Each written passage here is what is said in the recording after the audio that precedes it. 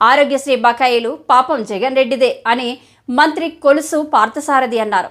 ఆయన ఈ రోజు మీడియాతో మాట్లాడారు. గత వైసీపీ ప్రభుత్వంలో ఆరోగ్యశ్రీ బకాయిలు చెల్లించకుండా ఉన్నారు.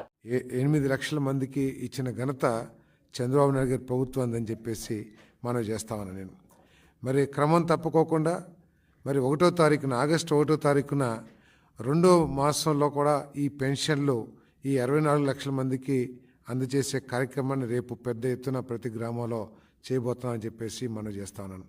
మరి దీన్ని చాలా క్రమశిక్షణతో పూర్తిగా ఒకే రోజులో అందరికీ కూడా పెన్షన్లు ఇంటి దగ్గరే అందించాలనే లక్ష్యంతో ఈ ప్రభుత్వం పనిచేస్తుందని చెప్పేసి మనం చేస్తా ఉన్నాను. మొన్నటిదాకా గత ప్రభుత్వం చెప్పుకునేది 2,35,000 మందిని వినియోగించి మేము ఇంటింటికి పెన్షన్లు పంపుతున్నామని చెప్పేసి. కానీ కేవలం 1,00,000 కంటే తక్కువ మంది ఉన్న సచివాలయం సిబ్బందిని వినియోగించుకొని కేవలం ఒకే ఒక రోజున 96% పెన్షన్లు ఇంటింటికి పంపించిన ఘనత చంద్రబాబు నాయుడు గారి ప్రభుత్వం అందని చెప్పేసి మనం చేస్తాను.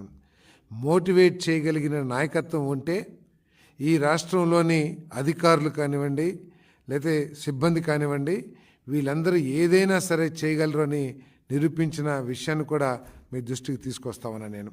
మరి రేపటి రోజున మరి ప్రతి ఒకే రోజులో పూర్తి చేయాలి, ఏదైనా మిగిలి ఉంటే 2వ తారీఖున పూర్తి చేయాలి 100% అని చెప్పేసి కలెక్టర్గా మన చీఫ్ సెక్రటరీ గారు ఆదేశాలు ఇవ్వడం జరిగిందని చెప్పేసి మనం చేస్తాను.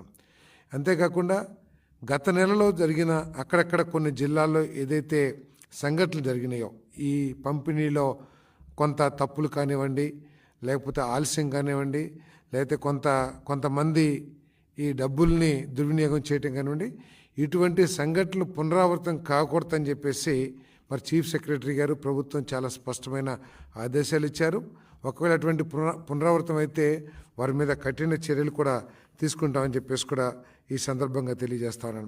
మరి రాష్ట్ర ఆర్థిక పరిస్థితి తీవ్ర ఇబ్బందుల్లో ఉన్నా కూడా కేవలం గత ప్రభుత్వ చేతకానితనం మూలంగా ఒక దేశంలోనే 1-2 స్థానాల్లో ఉండాల్సిన ఈ రాష్ట్రం అదో ఆర్థికంగా మరి చితికిపోయిన విషయాన్ని ప్రతి ఒక్కళ్ళు కూడా ఇటీవల ముఖ్యమంత్రి గారు ఇచ్చిన వైట్ పేపర్ ద్వారా శ్వేతపత్రం ద్వారా కూడా అర్థం చేసుకున్నారు. ఇటువంటి పరిస్థితుల్లో కూడా ఇచ్చిన హామీని నిలబెట్టుకోవాలనే లక్ష్యంతో పేదవాళ్ళకి వృద్ధులకి మరి ఫిజికలీ హ్యాండిక్యాప్డ్ పర్సన్స్ ఇబ్బంది పడకూడదని చెప్పేసి పోయినసారి 4,048 కోట్లని ఒకటే రోజున పంపిణీ చేశాం.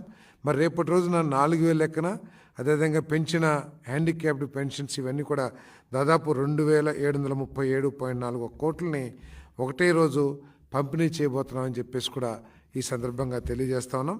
మరి అధికారులందరికీ కూడా పోయినసారి కొంత సర్వర్స్ ఇబ్బంది పెట్టినా కూడా మరి సచివాలయం సిబ్బంది కానివ్వండి ప్రభుత్వ అధికారులు కానివ్వండి చాలా కమిట్మెంట్తో ప్రతి ఇంటికి కూడా ఈ పెన్షన్లు తీసుకెళ్ళటం జరిగిందని చెప్పేసి ఈ సందర్భంగా తెలియజేస్తూ మరి చంద్రబాబు నాయుడు గారు ఈ రాష్ట్రాన్ని గాడిలో పెట్టడానికి, ఎందుకంటే ఒక ఎక్స్పీరియన్స్ లేని వ్యక్తి రాష్ట్ర అభివృద్ధి పట్ల కానీ లేకపోతే ప్రజల ఉపాధి విషయాల్లో కానివ్వండి ఒక విజన్ లేని వ్యక్తి కేవలం స్వార్థంతోనే పనిచేసిన వ్యక్తి పరిపాలనలో ఈ రాష్ట్రం పూర్తిగా అధోగతి పాలైన విషయం రాష్ట్రంలో ప్రతి ఒక్కరు కూడా గుర్తించిన విషయం గత ఎన్నికల ద్వారా మనందరూ కూడా అర్థమైంది.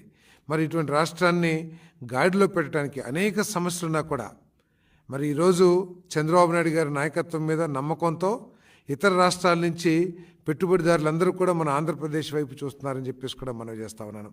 మరి ఇటువంటి పరిస్థితుల్లో కేవలం ప్రభుత్వం వచ్చి 2 నెలలు కూడా కాలేదు, కానీ అసెంబ్లీకి రాకోకుండా అసెంబ్లీ నుంచి తప్పించుకొని తను మాట్లాడే మాటకి ఎటువంటి బేసిస్ లేకపోయినా కూడా ఈ ప్రభుత్వం మీద బురద చల్లటానికి ప్రయత్నం చేస్తున్నాడు జగన్మోహన్ రెడ్డి గారు అని చెప్పేసి మనం చేస్తా ఉన్నాను.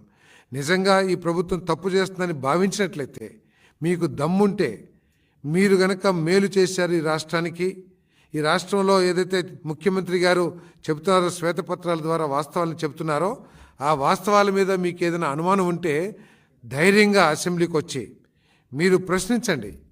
లేదు ప్రభుత్వం చేస్తుంది తప్పు లేదా ప్రభుత్వం చెప్పింది తప్పు అని చెప్పండి. మీ దగ్గర ఏమైనా మేలు చేసిన ఆధారాలు ఉంటే అవి అసెంబ్లీ ద్వారా ప్రజలకు తెలియజేయండి.